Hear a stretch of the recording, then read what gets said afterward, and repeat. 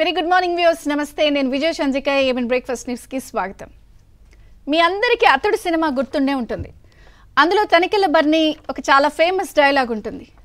ఆడేంట్రా బుజ్జి, గులాబీ మొక్కకు అంటుకట్టినట్టు అలా కట్టాడు, అన్నీ కూడా పద్ధతిగా చేసుకుంటూ వెళ్తున్నాడు, వాడు మగాడ్రా బుజ్జి అని అంటాడు. నిజంగా అసలు చాలా పాపులర్ డైలాగ్ అది. చాలామందికి ఎవరైనా సరే ఒక క్రమ పద్ధతిలో లేదా నిజంగా ఒక ఆర్డర్లో ఒక సిస్టమాటిక్గా ఒక రూల్ ప్రకారం వెళ్ళినప్పుడు దీన్ని పోలుస్తూ ఉంటారు. ఇదంతా ఎందుకు చెప్తున్నానంటే, ఏపీలో కూటమి ప్రభుత్వం 50 రోజులు దాటింది. అంటే 7 వారాలు అవుతోంది వాళ్ళు ప్రభుత్వం ఫామ్ చేసి. నిజంగానే ఈ ప్రభుత్వానికి తనికెళ్ళ బరండి డైలాగ్ చెప్పినండి అతికినట్టు సరిపోతుంది. నిజంగా ఒక క్రమ పద్ధతిలో గులాబీ మొక్కకు అంటు కట్టినట్టే చాలా కరెక్ట్గా ప్రజల్లో ఇచ్చిన హామీలు నెరవేర్చుకుంటూ వాళ్ళ మెప్పు పొందుతూ, అలాగే సిస్టమ్ని ప్రక్షాళన చేసుకుంటూ, ఇంకా చెప్పాలి అంటే ఏదైతే గతంలో ఇష్టం వచ్చినట్టు వ్యవహరించారో వాళ్ళందరికీ చట్టవిరుద్ధంగా ఎవరైతే పాల్పడ్డారో వాళ్ళందరికీ చెక్ పెడుతూ పూర్తి స్థాయిలో ప్రక్షాళన దిశగా ఒక్కొక్క మెట్టు నిజంగా గులాబీ మొక్కకు అంటు కట్టినట్టుగానే వీళ్ళు పాలన కొనసాగిస్తున్నారు. ఈ నిర్ణయాలన్నిటిపై కూడా ప్రభుత్వంపై సర్వత్రా హర్షాతిరేకాలు వ్యక్తమవుతున్నాయి. ఎందుకంటే వచ్చి రాగానే 5 సంతకాలు, హామీలు, పెన్షన్ విషయంలో మాట తప్పకుండా ఉండడం, ఇంకా చెప్పాలి అంటే ఒక్కొక్కటి ఇప్పుడు ప్రధానంగా ఎలా వెళ్తున్నారంటే ఇచ్చిన హామీలతో నెరవేర్చడంలో బిజీ, ఒక్కొక్కటిగా చేస్తూ వెళ్తున్నారు. అలాగే ఇంకా కొన్ని ఏవైతే చెప్పామన్నారో వాటన్నిటి విషయంలో మార్గదర్శకాలు ఎలా చేయాలి, ఏం చెందాలని ఆలోచించుకు వెళ్తున్నారు. ఈరోజు కూడా మనం చూసాం, వాలంటీర్లకి సంబంధించిన అంశం విషయంలో కూడా నిర్ణయం తీసుకునే అవకాశం ఉంది. అరాచకాలను నిగ్గుదేలుస్తున్నారు.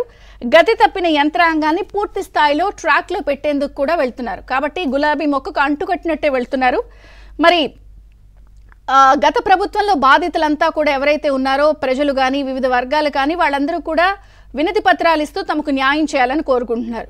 ఈ నేపథ్యంలో తాజాగా ప్రభుత్వం తీసుకున్నటువంటి నిర్ణయాలు నిజంగా సంచలనంగానే మారాయి. రెడ్ బుక్ ఏది, రెడ్ బుక్ ఎక్కడా, అసలు రెడ్ బుక్ ఉందా, మనం చెప్పాం కదా అని ఇలా మాట్లాడిన వాళ్ళందరికీ కూడా రెడ్ బుక్ ఉంది. రెడ్ బుక్లో మొదటి పేజీ ఓపెన్ అయింది. ఎలా 96 మంది డిఎస్పీలకి బదిలీ వేటు పడింది. 56 మంది పోస్టింగ్ ఇవ్వకుండా వాళ్ళందరినీ కూడా వచ్చి రిపోర్ట్ చేయాలని చెప్పారు. ఇదే కాకుండా గనుల శాఖ మాజీ డైరెక్టర్ వెంకటరెడ్డిపై సస్పెన్షన్ వేటు పడింది. ఆయనపై వచ్చిన అనేక ఆరోపణలన్నిటిపై కూడా నిగుదేల్చేందుకు సిఐడి విచారణకు రంగం సిద్ధమైంది. అలాగే సిఎస్ నీరబ్ కుమార్ ఇప్పటికే ఆదేశాలు జారీ చేశారు. అమరావతి దాటి వెళ్లకూడదని చెప్పి ఆదేశాలు వెళ్ళాయి. సిఐడి విచారణకు ఆదేశించారు. ఈ నేపథ్యంలో ఒక రకంగా చెప్పాలంటే అందరూ కూడా ఈ 1 by 1 నిర్ణయాలతో సెటరేట్ అవుతారా అన్నది ఒక చర్చ.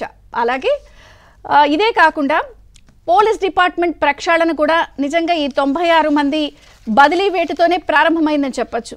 ఎందుకంటే ఒకళ్ళ ఇద్దర చట్టవిరుద్ధంగా గత ప్రభుత్వానికి కనీసం రూల్ ఆఫ్ లా కూడా పాటించకుండా ఇష్టం వచ్చినట్టు వ్యవహరించిన వాళ్ళందరికీ కూడా చెక్ పడిందనే చెప్పచ్చు. అందులో మొదటి వరుసలో ఉంటారు తుళ్ళూరు ఎస్పీ. అప్పుడు రైతులపై ఆయన వ్యవహరించిన తీరుపై ఆయనకి బదిలీ వేటు పడింది. టీటీడీ విజిలెన్స్ డిఎస్పీపై బదిలీ పడింది. శాంతి భద్రతల పేరిట తాడిపత్రిలో అప్పుడు జేసీ ప్రభాకర్ రెడ్డి గారి ఇంటికి వెళ్ళి అర్ధరాత్రి పూట ఎవరైతే వ్యవహరించారో వారికి వేటు పడింది. ఇలా ఒక్కొక్కరికి కూడా వేటు పడుతూ 56 మందికి అయితే పోస్టింగ్ ఇవ్వకుండా వారిపై కూడా సమగ్ర విచారణ చేసేందుకు కూడా చర్యలు రెడీ అవుతున్న నేపథ్యంలో, ఇదే కాకుండా మదనపల్లి కలెక్టరేట్ కార్యాలయంలో ఏదైతే భూ ఆక్రమణకి సంబంధించిన ఫైల్స్ తగలపడిపోయాయో వాటి విషయంలో కూడా చాలా వేగంగా చర్యలు తీసుకుని సిఐడి విచారణకు ఆదేశించేందుకు కూడా రంగం సిద్ధమవుతోంది.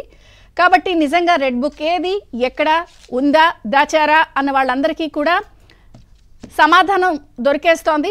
మరి 50 రోజుల పాలనని సమీక్షిస్తే నిజంగా ప్రజలకి సంబంధించిన హామీలు నెరవేరుస్తూ ప్రక్షాళన చేస్తూ నిగ్గు తేలుస్తూ వెళ్తున్న కూటమి ప్రభుత్వం మరి ఇప్పటికే కొంతమంది విదేశాలకు పారిపోయారు, చెక్కేస్తున్నారని వస్తున్న నేపథ్యంలో ఇంకా అక్కడక్కడ ఏపీ వ్యాప్తంగా ఇప్పుడు అధికారంలో ఉన్న కొంతమంది పిల్లి మొగ్గులు వేస్తున్న నేపథ్యంలో ఓవరాల్గా ట్రాన్స్పరెన్సీ, జవాబుదారీతనం కోరుకుంటున్నటువంటి ప్రభుత్వం ఇంకా ఎటువంటి చర్యలతో, ఎటువంటి ల్యాండ్ మార్క్ నిర్ణయాలతో ముందుకు వెళ్తుందో అన్ని చర్చిద్దాం. చిన్న విరామం తర్వాత ఎన్ని అంశాలపై చర్చ ప్రారంభమవుతుంది చూస్తూనే ఉండండి ఏబిఎన్.